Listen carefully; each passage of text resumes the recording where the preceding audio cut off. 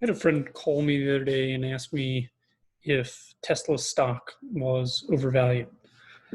I hadn't looked at Tesla's financials or any information about them, but I quickly came to the assessment that it is likely the case that it is. Here's why. So if I look at Tesla's current market valuation, the company is the total. If I was going to buy the entire company, I would have to pay almost $300 billion. And that's 300 times the current free cash flow of the business. Basically, if I was going to invest $300, I'd get $1 back per year for a very long time. And I'll show you that in a minute. So there's about 185 million shares outstanding. Current share price today was about $1,497.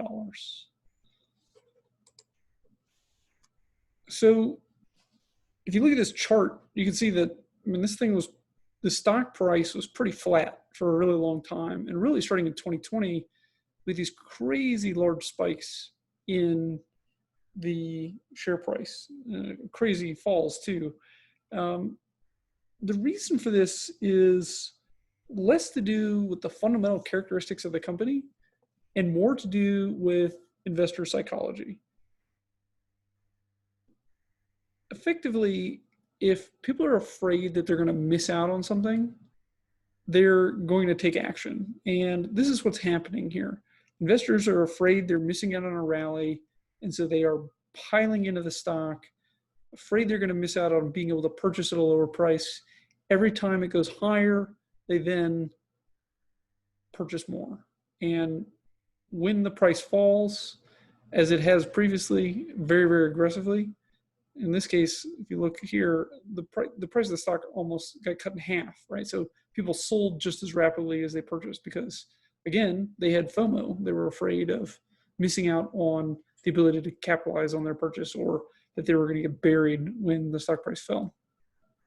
If you look at the profitability of the company, just face value over a long period of time, really since 2008, they really haven't made much money. They're just now at the point where they're being able to turn a profit. Sure. 2019, they had a profit of about $900 million. And some operating cash flow, net income was negative because they're carrying forward certain losses. They'll probably bump along here for a good period of time. If I go back to the math again, so I have a share price of about $1,500. I have 185,000 or 185 million shares outstanding. I take that 900 million earnings, and I say, well, what if I was going to go buy 1% of the company? So 1%. So I take basically the number of shares outstanding times 1% times the share price. So I got to come up with $3 billion. Well, for each dollar I put in, right, my price per dollar of earnings, free cash flow, really, my price per dollar of free cash flow, it's about $300. I'm paying $300 to get $1 back. So what does that look like on a chart? Well, so obviously, the company's going to grow, and it has been growing pretty aggressively. There's no doubt about that. Revenues are growing, right? Every company is pretty keen to sort of watch Tesla as it relates to sort of its industrial manufacturing and what Elon can do. Who's not surprised? But if I take that $309 and then I pair that against earnings, and then I carry that forward over a 20-year period of time, and I say, well, I'm going to grow the business 10% a year.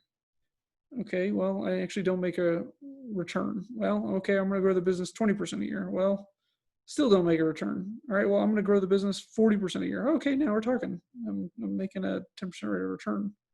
60% a year for 20 years. And no one's really kind of done that. But, well, let's see, 25%. 80% a year for 20 years. Well, no one's really done that either. So basically, a 40 to 80% return is not really something that anybody's really done over a sustained period of time, or over that long a period of time. In fact, most companies grow at the rate of GDP, and are likely to revert to a norm. And then growth is also not free. You have to take a percent of your earnings from the prior year and plow it back into the business, especially a business where there's manufacturing. And in fact, if you look at the tighter metrics for the company, return on invested capital is negative, meaning they're taking dollars either from raised capital, debt, and they're plowing it back into the business. They're still in investing mode, and their ROIC is negative. Right now, that may be changing, and it looks like it is, but it's negative. Google's ROIC is about 23%. Right, so even Google's growth rate, while it's slowing, is still incredible, and their ability to reinvest capital is they're getting about a 20% return.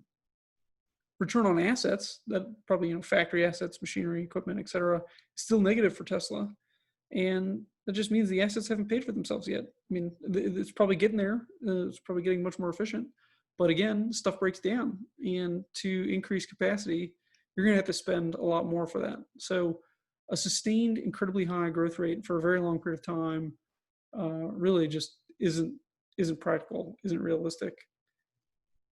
In fact, Elon didn't even think that this is realistic. So in May of 2020, he said, "Hey, I think the stock price is too high." That's about half of what the current stock price is.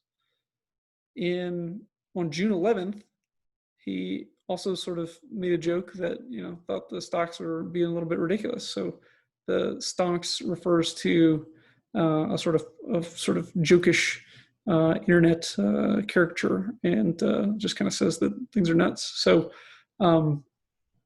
even management doesn't think that that is a realistic expectation, that the stock price would sort of match the current price.